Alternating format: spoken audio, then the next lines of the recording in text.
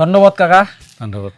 বিষয়টা হচ্ছে যে আমার রাজবাড়ি আছে, আমার ইতিহাস আছে, গৌরবময় ইতিহাস আছে, কিন্তু আমার এই ইতিহাসত আমরা বইয়ের পাতা পাই না কে, বা আমরা কুচবিহার রাজবাড়ি থাকার পরেও আমার ইতিহাস আমরা জানি না কে, বা আমার যে নিউ জেনারেশন আমরা জানে না কে। আচ্ছা, ধন্যবাদ শ্রোতাবৃন্দ। মুই ধন্যবাদ জানিয়া মুই দুইশের কথা কম। আমরা যদি বাংলার ইতিহাস পড়ি তাহলে দেখবো যে শশাঙ্কের পরে দীর্ঘ 100 বছর মাৎসুনায়ের পাছত গোপাল রাজা হয়, পরে পাল বংশ রাজত্ব করে। পাল বংশের পতনের পরে আসে সেন বংশ। এই সেন বংশের লোকগুলো এমরা হলে কর্ণাটকের লোক। সেন বংশের পতনের পরে আসে পাঠান বংশ। পাঠানের ঘর হচ্ছে আফগানের ওপাকের লোক, আফগানের বগলা বগলি লোক। তারপরে আসে মোগলের ঘর হচ্ছে সমরস্কন্দের লোক। সমরস্কন্দ হলে ওই উজবেকিস্তান তাজিকিস্তানের ওদিকের লোক। তারপরে আসে ব্রিটিশের ঘর তো ইংল্যান্ডের লোক। তাহলে আমরা দেখি দীর্ঘ প্রায় 1000 বছর বাংলার কোনো বাঙালি রাজা নাই, বিদেশিগুলো আসিয়ে শাসন করছে। যার জন্যে উমার যে বাংলার যেটা ইতিহাস সেটা কিন্তু কলঙ্কজনক ইতিহাস।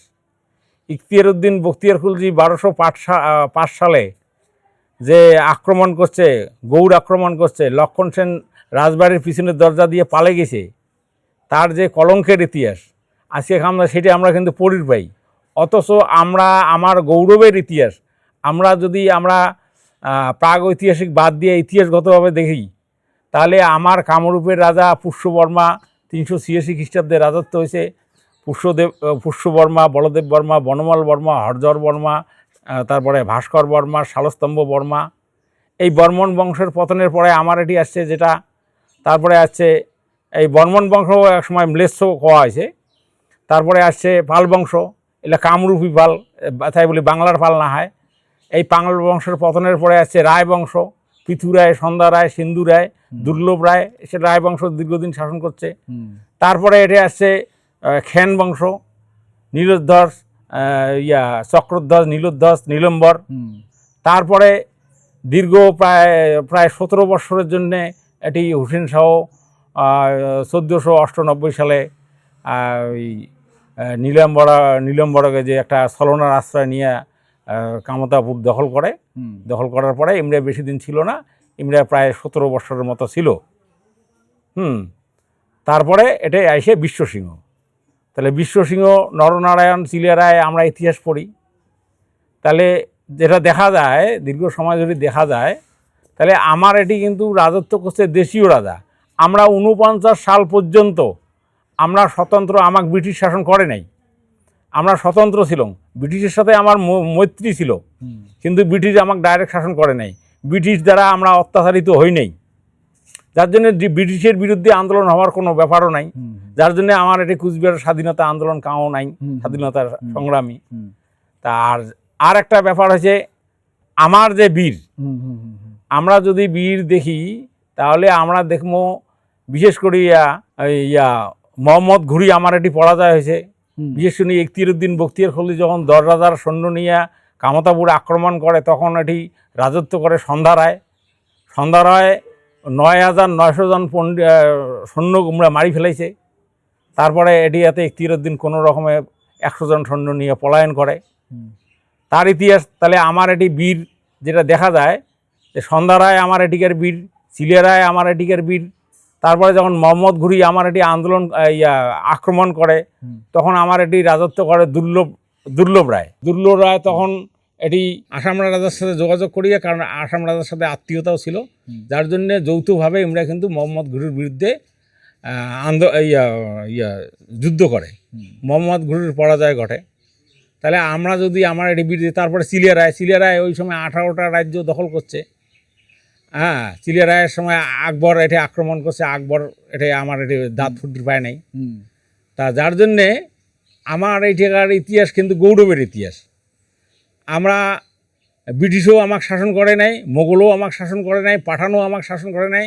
পাঠানের মাত্র 17 বৎসর রাজত্ব ছিল, দীর্ঘদিন ছিল না। আর বাংলা ছিল প্রায় 1000-1500 বছর ধরেই আমরা কিন্তু নিজের দেশীয় রাজা নাই, পরাধীন, মানে পরাধীন ছিল 1000-1500 বছর ধরিয়া। যার জন্যে আমার যে গৌরবের ইতিহাস এইটা আমরা সহ্য করে পায় না, আমরা এটা অসহনশীল। আচ্ছা। এ হচ্ছে বাঙালি উন্নত হলে, ব্রিটিশের না আসলে তো বাঙালি এত উন্নত হলে কেন। আর এটা আমরা যদি দেখি, আমার ইতিহাস যদি আমরা ঘুঁটি দেখি, যখন নালন্দা বিশ্ববিদ্যালয় ছিল তখন একজন গ্রিক পণ্ডিত, গ্রিক ভূগোলবিদ, ওর নাম হচ্ছে টলেমি। টলেমি সেই সময় যে ভারতবর্ষের ম্যাপ অঙ্কন করছে তাতে বাংলাটা ফোঁটা ফোঁটা চিহ্ন, তার মানে হলো দ্বীপপুঞ্জ, ভাঙা ভাঙা দ্বীপপুঞ্জ। উত্তরের পলিমাটি বালামাটি এলে ধুয়ে দেয়া দ্বীপের সৃষ্টি হয়েছে। তা সভ্যতা তো উমরার তৈরি হয় নাই। উমরা বাণিজ্যিক কারণে, উমরার সমুদ্রের উপকূলবর্তী জায়গা হওয়ার কারণে পর্তুগিজ, ইংরেজ বিভিন্ন বণিকগুলো উমরা বাণিজ্য করে যাচ্ছে, যার জন্যে ওটি রাজধানী করছে। তারপরে উমরা কিছুটা উন্নত হয়েছে। তার আগত যেটা মধ্যযুগীয় বাংলার কোনো বাংলার বীর উমরা দেখার পাবি না। বাঙালির ঘর মধ্যযুগীয় কোনো বীর দেখার পাবি না, যার জন্যে উমরা ওই যে দুধের স্বাদ ঘোলদ মিটায়, এই যে পরিস্থিতি। যার কারণে আমার সম্পর্কে যেগুলা কথাবার্তা কয় আমরা কিছু কিছু, আমরা অ্যাকচুয়াল যেটা কোয়া যায়, মানে বাঙালি পণ্ডিত বা বাংলা শাসক দল, ইমরা আমার ইতিহাসটা বাঙালির ঘর অ্যাকচুয়াল বাঙালির শাসক, বাংলার শাসক শ্রেণী আমার ইতিহাসও সহ্য করে পায় না। কারণ আমার ইতিহাসটা তো গৌরবের, যার জন্যে গৌরবের ইতিহাস উমরে উপরে উঠে যাও, উমরে এটা চায় না, যার জন্য ওটা ডাবিয়ে থাক। কারণ আমরা যেটা বাম আমলে দেখছি, বাম আমলে দেখছি বামফ্রন্ট, এই যে কমল গুহ কৃষিমন্ত্রী, আমার রাজবাড়িটা কৃষি কলেজ বাড়াতে চাইছে। হ্যাঁ, পরে তো কৃষি কলেজ যাই হোক, তখন নর্থ বেঙ্গল কালচার অ্যাসোসিয়েশন বিরোধিতা করছে। তখন ধর্মবাবু, পরমানন্দ দাস আরও অনেক ছিল নেতৃত্ব, ইমরা বিরোধিতা করাতে, যার জন্য ওটি করির পায় নাই। তারপরে দীনেশ ডাকুয়া, বামফ্রন্টের দীনেশ ডাকুয়া একসময় এটা হোটেল করে চাইছে, কিন্তু আমার মানুষ বিরোধিতা করছে, তারপরে সেটা হোটেল করতে পায় নাই। তার মানে ইমরা ইতিহাস এটিকার ইতিহাস সহ্য করবে না, এটা কেমন করে মুছি দেওয়া যায়, কেমন করে ধ্বংস করে দেওয়া যায়। তারপরেও রাজবাড়িতে কিন্তু ওই যে নেতাজির নামে ইনডোর স্টেডিয়াম বানাইছে রাজবাড়ির ভিতরে।